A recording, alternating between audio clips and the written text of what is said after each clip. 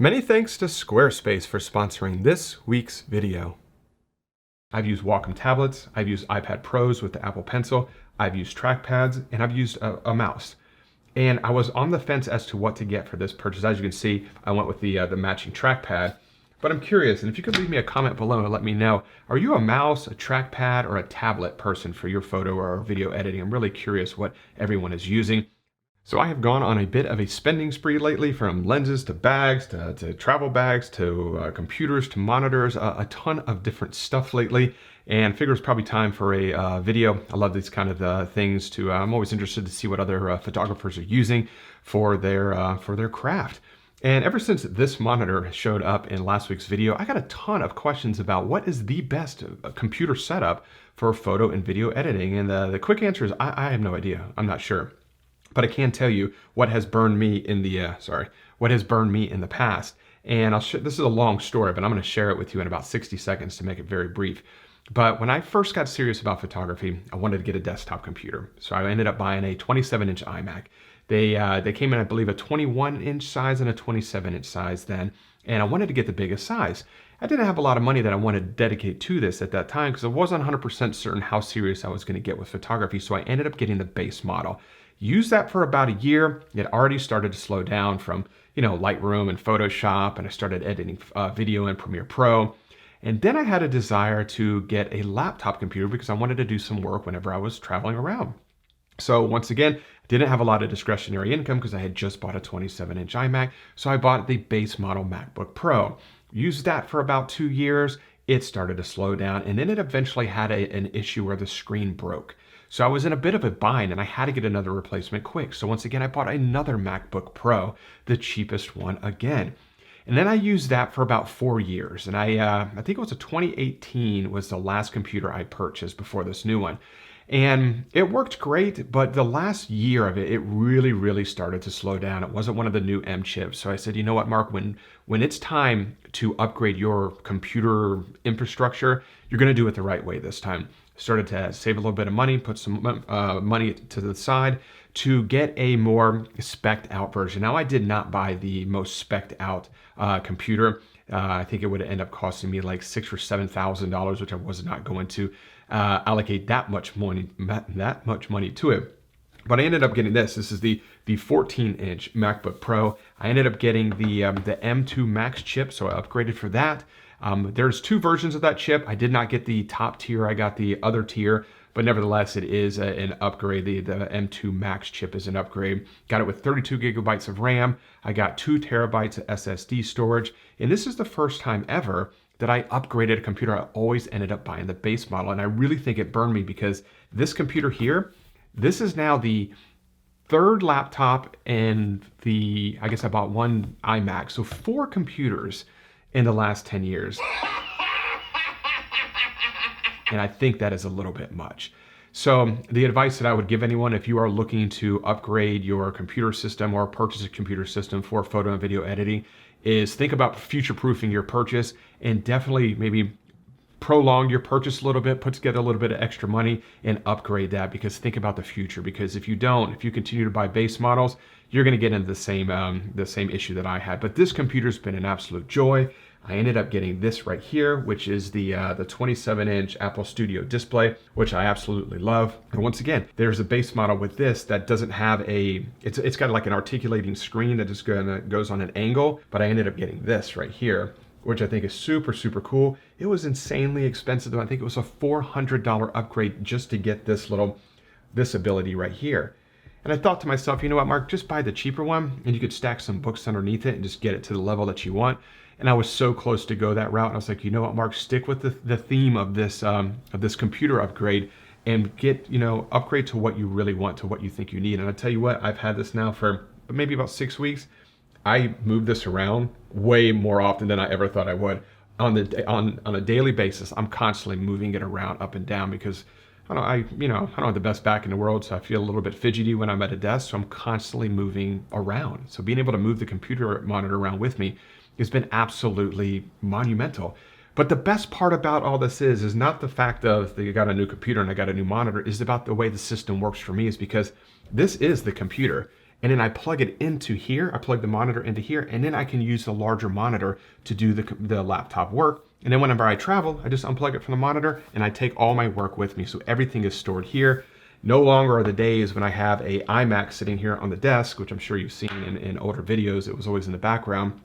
And then a laptop computer, two totally separate systems. This is a much better solution for me. And it's been such a pleasure for me to be able to edit photos on a large screen, to be able to edit videos on a large screen, that it has a fast processor that can really handle all this. Because it's been about I guess it's been 10 years since I've ever had that, because I've never had it before.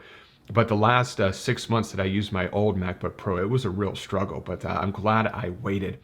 So it wasn't just that, you know, I've got the matching keyboard. I got a full-size keyboard with a number pad readout, which is nice. I love having this because let's face it, there's a lot of little numbers and arrows that we use, especially when you're editing videos in Premiere Pro. And having a dedicated numeric pad for that is nice. Got a new lens, which I have mentioned in a video before. Haven't really talked about it a whole lot, but this is the GF2235, which is basically the full frame equivalent of about a 16-35. And what's so beautiful about this for me is that my wide angle solution for my GFX 100S was the 23mm prime. That was really all that they had. And I used to use prime lenses a lot, and I no longer own any of them. I actually have sold that one to make room for this one. But I really found some limitations with that prime lens because it was a wide angle lens, and oftentimes when you're shooting with a wide angle lens, you're a little bit closer to a subject. I love photographing waterfalls, and what would happen is when I would need to get a little bit closer to the waterfall because I couldn't zoom with that prime lens, I'd end up getting so close to it to where I was getting waterfall spray all over the lens and I was constantly wiping it off. And then if I backed up a little bit to get away from the waterfall, then the field of view was too much. So having this zoom is absolutely critical for what I like to do. Plus it's about 3mm wider than the 23mm prime on the full frame equivalent, or of the full frame equivalent of this medium format lens. So very excited about this. Some of the best photos I have taken this year, in my opinion, are with this lens. And this is what I used almost in my entire trip to Bali, which was absolutely fantastic. And I love the lens, super sharp. And it's got great contrast as well. I don't know what it is, but when I looked at images with the 23mm prime and I look at images with this, they both look extremely sharp, but this one just has a little bit of better contrast, I guess. There's just something to it that I really like, but I'm very, very excited about this lens. So on my trip to Indonesia, to Bali, that was a 19-hour direct flight from JFK to Singapore.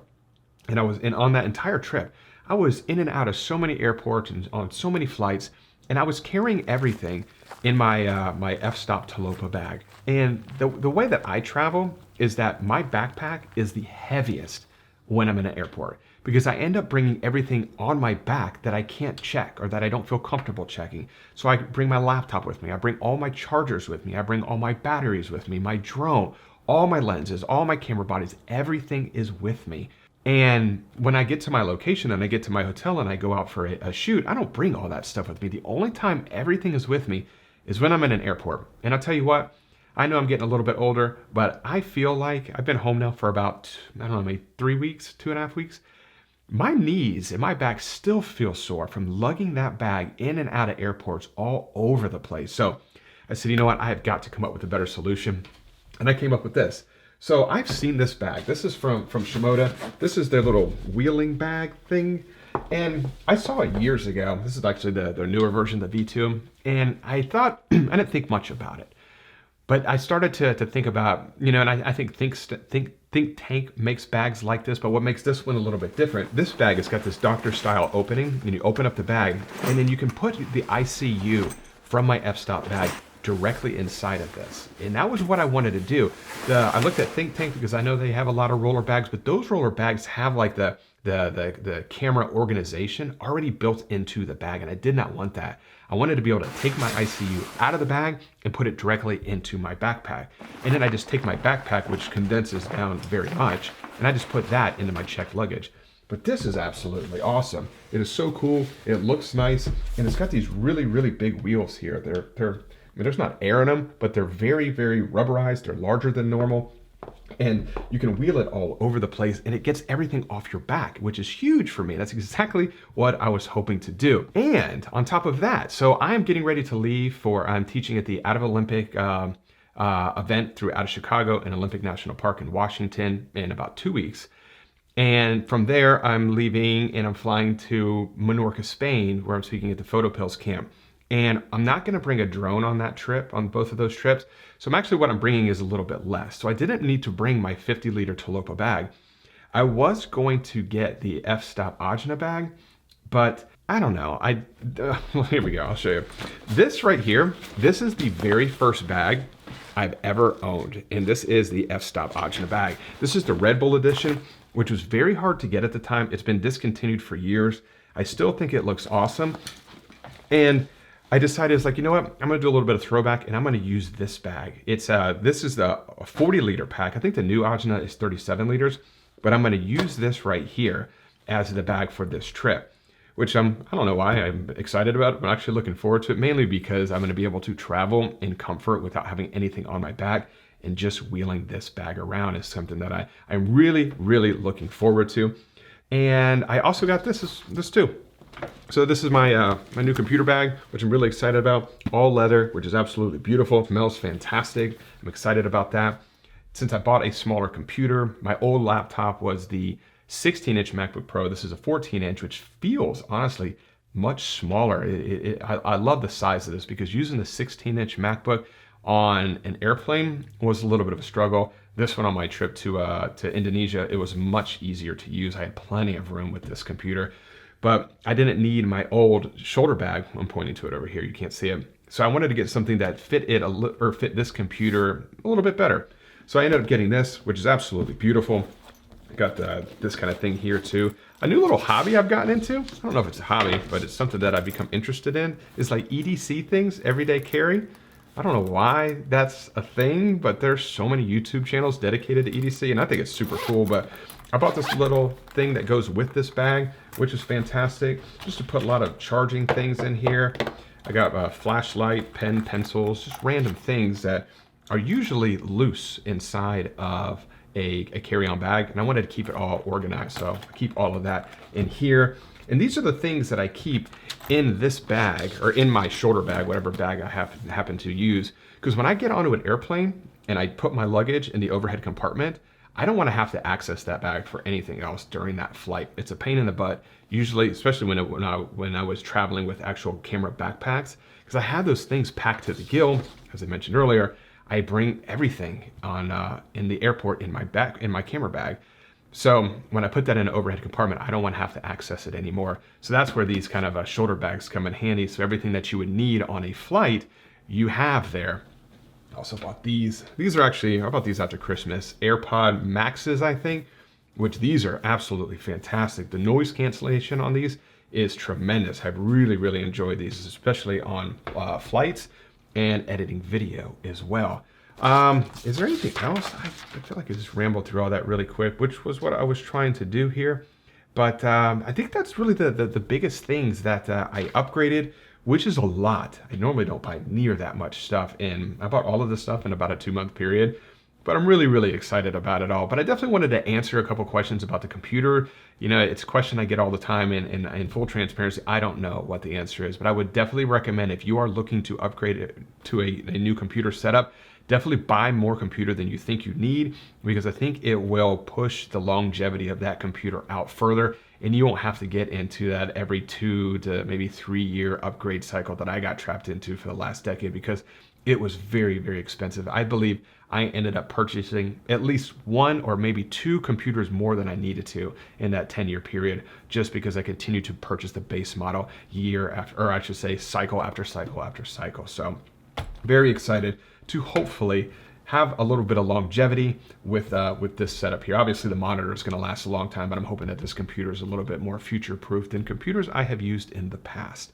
So, and then this, very excited, super. I have not been this excited to travel through airports in a very, very long time, just because I won't have to have everything on my bag. And something I also didn't mention, this is small. This is actually smaller than my actual backpack, because literally the inside of this, and I'll overlay B-roll and all this kind of stuff so you can see, The inside of this just basically fits perfectly the ICU, and that's it. So I really have no concern about checking this onto or bringing this onto an airplane for I guess, overhead compartment capacity issues, because smaller planes are sometimes tight, but I never had any issues with my f-stop Talopa or Ajna, and this is smaller than both of those bags, so should be a non-issue. So that was a lot of information. If you, I hope you did enjoy it. And before I do wrap up this week's video, I just want to say a huge thanks to the longtime sponsor of the channel, which is Squarespace, who I use for all of my website and e-commerce needs. Squarespace provides a dynamic and attractive online platform to create your website. You can display your photography using Squarespace's professional portfolio designs and customize the layout and look and feel of your gallery just so you can make it your own.